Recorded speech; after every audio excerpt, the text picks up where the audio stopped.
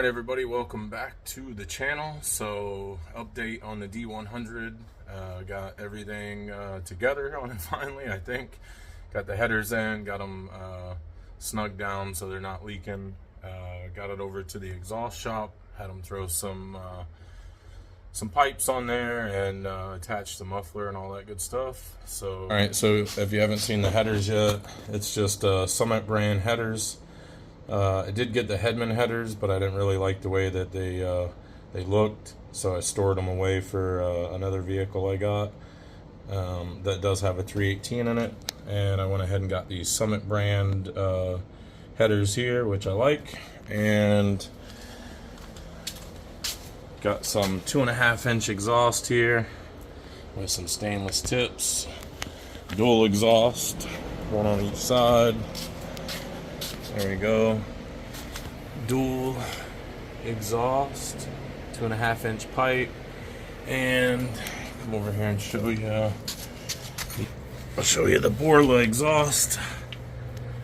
Okay, so that's the Borla. 2 pipes in, 2 pipes out, as you can see there.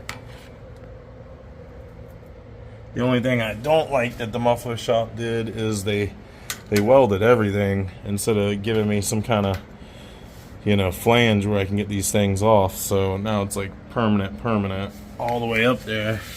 Like, he gave me nothing to be able to detach the exhaust with, so probably gonna have to take that back and have them fix that. But one muffler, the Borla, what is it?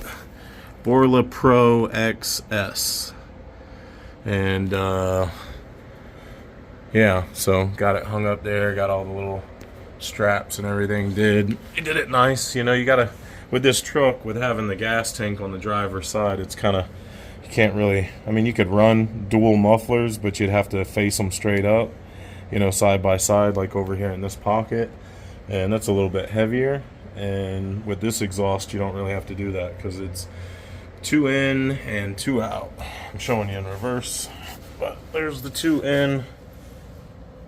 And there is the 2 out, and it follows it up and then splits to go to either side. There is no crossover pipe or anything like that, which I also think they should have done, but some people agree with that, some don't. I did want both pipes to exit out of the one side over here, but with this leaf spring hanger in the way, kind of makes it impossible to do that. So they ran the exhaust to the other side, and it's not too bad. Once I get a bumper on there, it won't look as bad as it is now. All right, so with all that being said, let's try to crank it up and see what she sounds like, huh?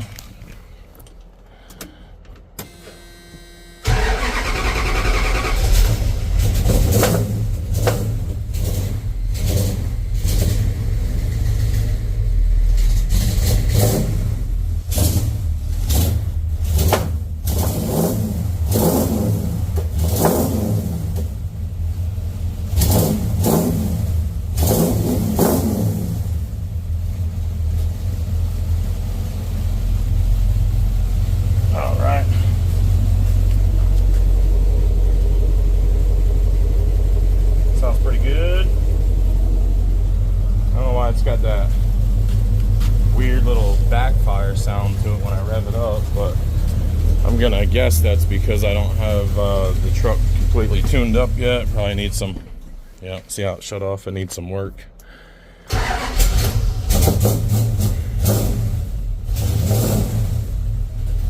But sounds pretty good for old 318. The light out over here. This light never wants to work. Come on.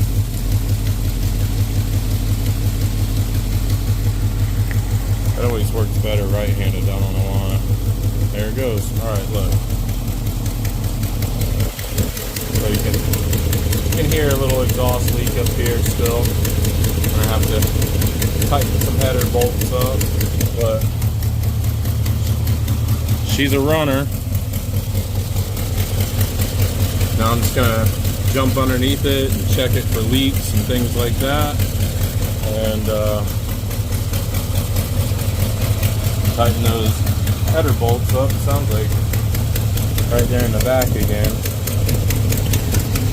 And I don't want to blow the gasket out, so I'll go ahead and shut it off, but I do need to jump under it and check it for some leaks and stuff real quick while it's running.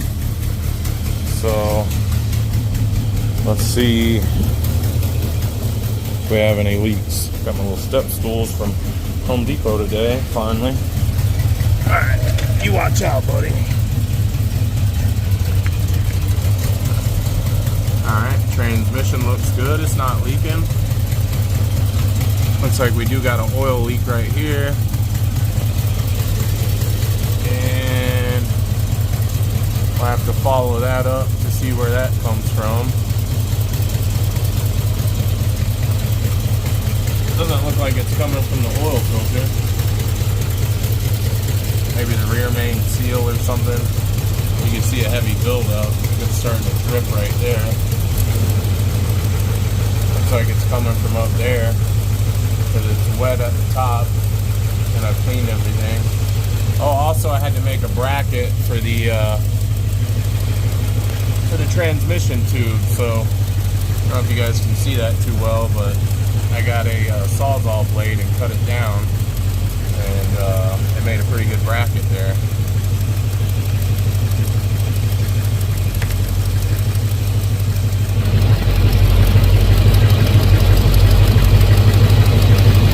See there, my Sawzall blade. I gotta tighten those bolts still, but I just wanted to see if it would work. But yeah, I spaced out the dipstick enough to get it off of the header tube there, which worked out pretty good for me. Kind of getting a little fumey in there, but there it is for now, boys and girls. The old D100 dual exhauster. All right, let's find out where that oil leak's coming from. Okay guys, so it turns out the oil leak is actually coming from the oil pressure sensor right there, which is kind of hard to see, but that thing right there that's filled with oil, I did pull the plug off of it, so that's why the plug's not on it at the moment, but we'll have to get that out and change it out. I can't get it to focus, but those are kind of a pain to get out. You're gonna need a special socket for it, which is this guy here.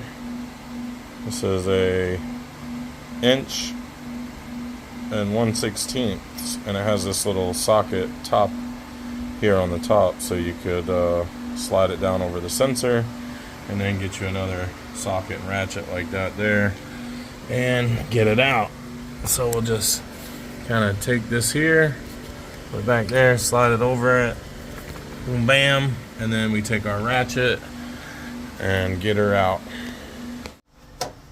Yeah, so apparently these things go bad often and can cause an oil leak. I'm gonna guess it's been going on for quite a while, because when I first got this truck, everything was covered in oil underneath. So I was expecting it to be like a valve cover leaking or something, but nope, the old oil pressure sensor. Alright, so we got it out, and now you can see it's just covered in oil. So definitely, it's probably maybe just the seal there from not having any more Teflon tape on it or something. The sensor might be still good, I'm not sure, but we got a new one. They're not very expensive, so we're gonna go ahead and change that out. Part number PS210. So let's get that out. So this one comes with some thread sealant on it, but I'm gonna go ahead and put some Teflon tape on there just to be extra careful and make sure we don't have any leaks. Went ahead and wrapped it up a little bit. Now we can put it back in.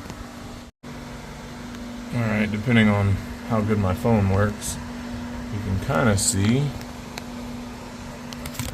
the hole where it goes. Alright, so there's the hole where it goes. We just gotta screw this back in there. I definitely should have cleaned it real good before I unscrewed it so we don't get any gunk in there, but whatever, it's done did now. So reach down in there, kind of eyeball her,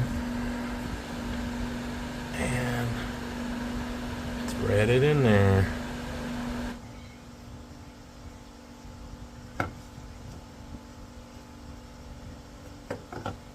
You want to make sure it threads in right and not cross threads. That's for sure. Alright, so jump in it real quick. Fire it up. Let's see what it did.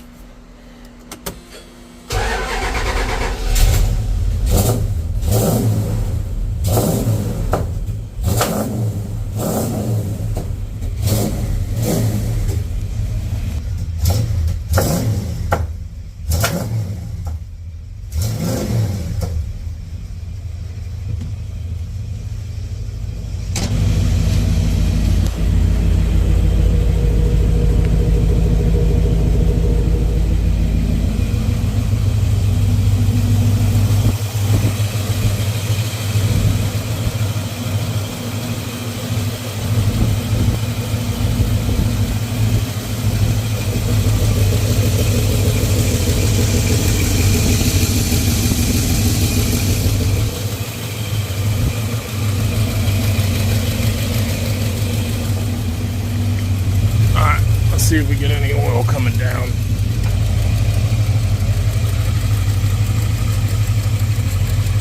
Yeah, I don't see any yet. Nice and clean. All the way up, no oil. Pretty sure that's what the issue was. Now I just gotta work on why it keeps wanting to fluctuate and idle and die. So there's my transmission dipstick. See, I had to clear the header. I don't know if I can show you good or not, but I had to clear this header here because the dipstick kind of landed right on it. But if you look down there, you'll see my Sawzall blade that I turned into a little extension bracket. See all the oil where it was dripping. Doesn't look like it's dripping anymore. So we should be good. Go up here and check this booger.